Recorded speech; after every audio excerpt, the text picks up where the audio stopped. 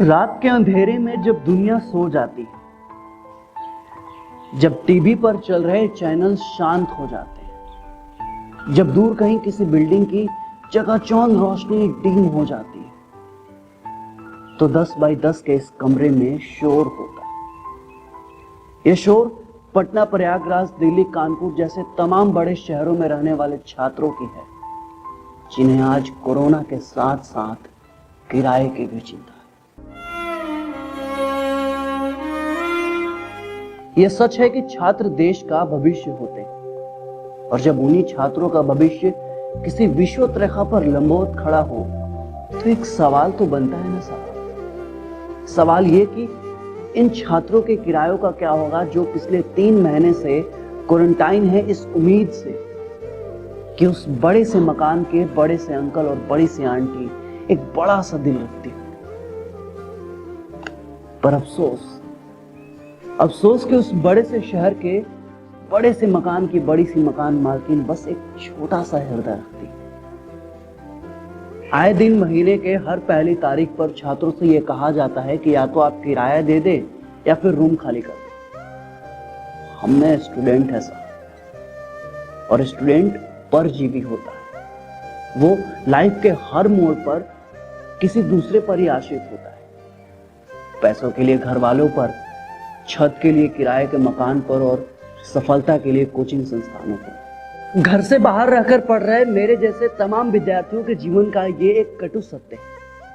पर इस कटु सत्य की सत्यता को समझने के लिए शायद ही कोई, और यही कारण है कि मेरे जैसे तमाम शहर के विद्यार्थी कुछ तो अपनी सफलताओं और असफलताओं को किसी किराए के कमरे में बंद करके घर चले गए, और कुछ उन्हीं किराए के कमरों में रहकर अभी भी संघर्ष कर रहे हैं। एक कड़वा सच ये भी है कि हमारे गांव से निकलकर शहर जाने वाले अधिकतर स्टूडेंट निम्न परिवार से ही आते हैं। कोई किसान का बेटा है तो कोई राजमिस्त्री का, किसी के पिताजी पंसारी हैं तो किसी के पिताजी हैं ही नहीं इस दुनिया में। हम बात कर रहे हैं उन संतोषी परीक्षार्थियों की जिनके लिए 2020 आखिरी चांस था, न सिर्फ उम्र के लिहाज से बल्कि बाबूजी के हैसियत के लिहाज से। हम बात कर रहे हैं उस पिता के जिसने ट्रेन पकड़ाते समय अपने बेटे से कहा था कि खेत का आखिरी टुकड़ा भी रहन रख रहे हैं बबुआ, तुम पे पूरा भरोसा है। हम बात कर रहे हैं उस माँ के जिसने अपने सारे गहने सुनार के पास गिरवे रखा है और अपने बेटे के भविष्य को संवारने का सपना देख रही है। नमन है ऐसे माँ बाप को जो छोटी सी कमाई का एक बड़ा सा हिस्सा अपने उस बेटा या बेटी को भेज देते हैं, जो पटना, प्रयागराज, दिल्ली, कानपुर जैसे तमाम बड़े शहरों में रहकर परीक्षा की तैयारी करता है। लेकिन इस लॉकडाउन ने सबके सपने और संघर्षों पर कुठाराघात किया। इस लॉकडाउन में ना तो वो छोटी कमाई हुई, ना उस छोटी कमाई का बड़ा हिस्सा वो अपने बच्चों को भेजने के काबिल बचे। तो बात यहाँ फंसती है कि आखिर एक स्टूडेंट क्या करे, क्योंकि ना तो कोई एग्जाम हुआ, ना ही रिजल्ट आया, और जो भी एग्जाम होने वाला था वो भी स्थगित हो गया। तो एक स्टूडेंट आखिर बंद कमरों के किरायों का इंतजाम आखिर कैसे करे? सरकार ने तो कह दिया कि छात्रों से किराया नहीं लिए जाएंगे, लेकिन उनका क्या जो सरकार को नहीं मानते, क्योंकि स्टूडेंट किसी के घर में रहते हैं, सरकार के मकान में नहीं। हम और आप स्टूडेंट हैं और इस बात को बखूबी जानते हैं कि इसी प्रयागराज में कितने मकान मालिक हम स्टूडेंट के किराए पर ही आश्रित हैं। फिर उनका हमसे किराया वसूलना तो लाजमी है। फिर सरकार हमारी समस्याओं को क्यों इग्नोर कर रही है? अरे साहब, लाखों करोड़ों के पैकेज में से कुछ हम स्टूडेंट को भी पैकेज दे, या फिर उन मकान मालिक को डायरेक्ट ट्रांसफर कर दो।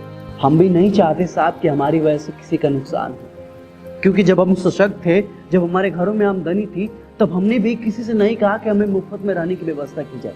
और साथ ही उन संपन्न मकान मालिकों से निवेदन है कि मानवता नाम की भी कोई चीज होती है साथ। अब हम स्टूडेंट को अपने बेटे बेटियों के जगह पर रख के सोचिए कि आपके जेब में फूटी कौड़ी भी नहीं और आप फिर भी अपने बच्चों के कैरियर को संवारना चाहते हैं। तब आपको शायद हमारा दुख समझ में आएगा। इस लॉकडाउन में जब सब एक साथ खड़े हैं, तो आप हमारे साथ क्यों नहीं खड़े? हमें आपकी भावनाओं का हाथ करने का कोई हक नहीं है, और नहीं हम आपसे कोई राजनीति चाहते। पर इस वक्त हम मजबूर हैं। जब हम सफल होते हैं तो मुझे लगता है कि आपको भी हमारे माँ बाप की तरह ही हम पर गर्व होता होगा।